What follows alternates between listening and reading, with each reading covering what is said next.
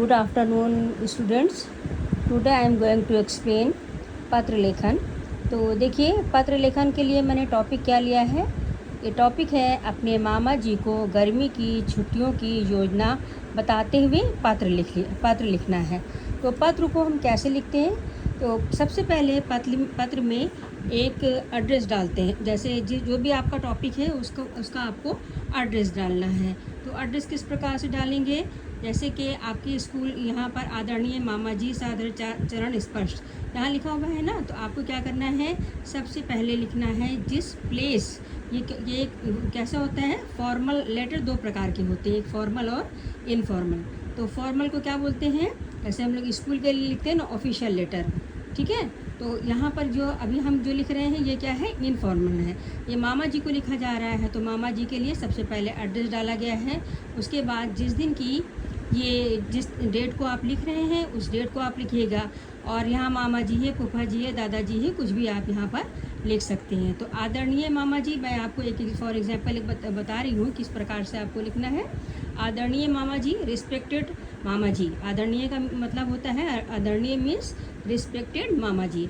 सादर चरण स्पर्श मतलब आपको मैं आपके पैर छूते हुए नमस्कार कर रहा हूँ।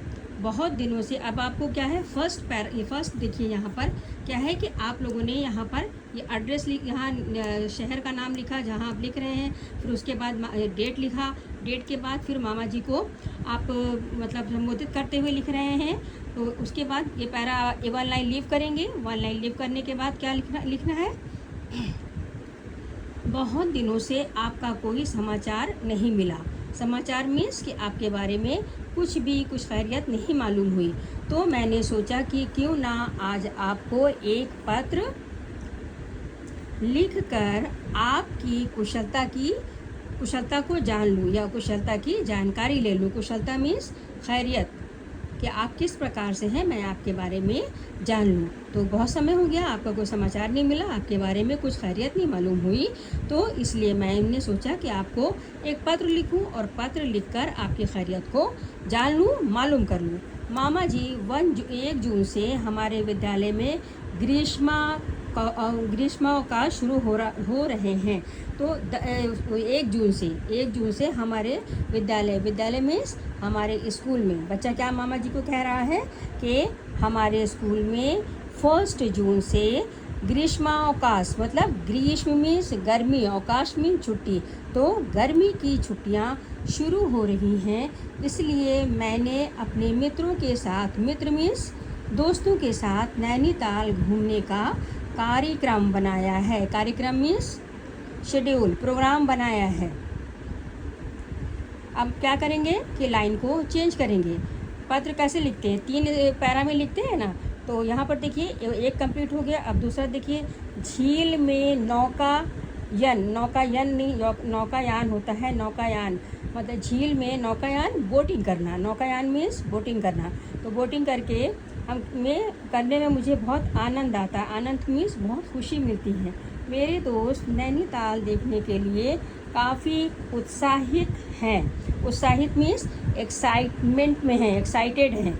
ओके, अब यहाँ पर देखिए 3rd पैरा, नानी जी एवं मामी जी को मेरा प्रणाम कहिएगा। जैसे आपको एज यूजुअल आप जब पत्र लिखते हैं तो जो रिलेटिव्स होते हैं उनकी तरफ आप मतलब उनको नमस्कार करते हैं, उस प्रकार से यहाँ पर भी नानी जी और मामी जी को मेरा प्रणाम मतलब प्रणाम कहते हुए उन्होंने पत्र को मतलब एंड करना चाह रहे हैं। टिंकू व रिंकी को मेरा ढेर सारा प्यार। तो यहाँ पर टिंकू और रिंकी लिखा गया है। आप कोई भी नेम दे सकते हैं, कोई ज़रूरी नहीं है कि टिंकू और रिंकी आए। अगर आपको जिस भी नाम की स्पेलिंग आती हो, इजी वे में आप लिख सकते हो, तो आप वही शब्द यूज़ कीजिएगा। अपनी कुशलता एवं मौसम के विषय में जानकारी देते हुए शीघ्र पत्र लिखिए। अब यहाँ पर बच्चा क्या बोल रहा है मामा जी से कि मतलब रिंकी और रिंकू को टिंकी और रिंकी लिखा हुआ है, तो आप रिंकू और रिंकी या समथिंग कोई भी नेम ले सकते हैं, डजेंट मैटर, ऐसा कुछ भी नहीं है।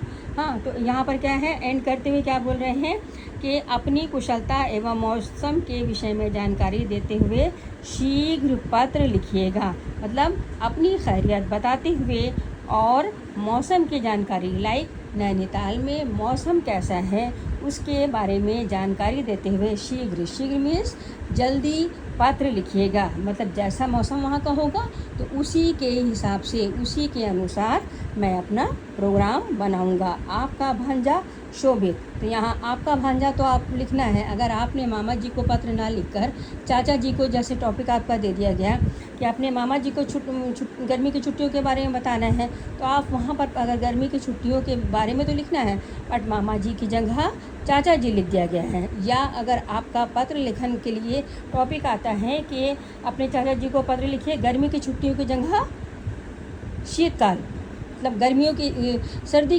छुट्टियों में जाना है आपको, तो आपको सेम थिंग लिखना है, बस थोड़ा सा टॉपिक चेंज कर देना है। यहाँ आपका भांजा लिखा हुआ है अगर मामा जी को लिख रहे हैं, और अगर चाचा जी को लिखना है तो क्या लिखेंगे, भतीजा शोभित। नाम आप कुछ भी लिख सकते हैं। ठीक है स्टूडेंट, तो इस तरीके से आपको पत्र लिखना है। नेम है स्कूल का, ये आपके मामा जी का प्लेस, शहर का जो नाम है वो भी आप चेंज कर सकते हैं। तो इस तरीके से आप लिख सकते हैं। आशा करती हूँ कि आप लोगों को मेरा ये पत्र लिखाने का तरीका पसंद आया होगा। स्टूडेंट्स, आप लोग मेरे चैनल को सब्सक्राइब कीजिए, सपोर्ट कीजिए। आप लोग को सपोर्ट की बहुत ज़रूरत है मुझे।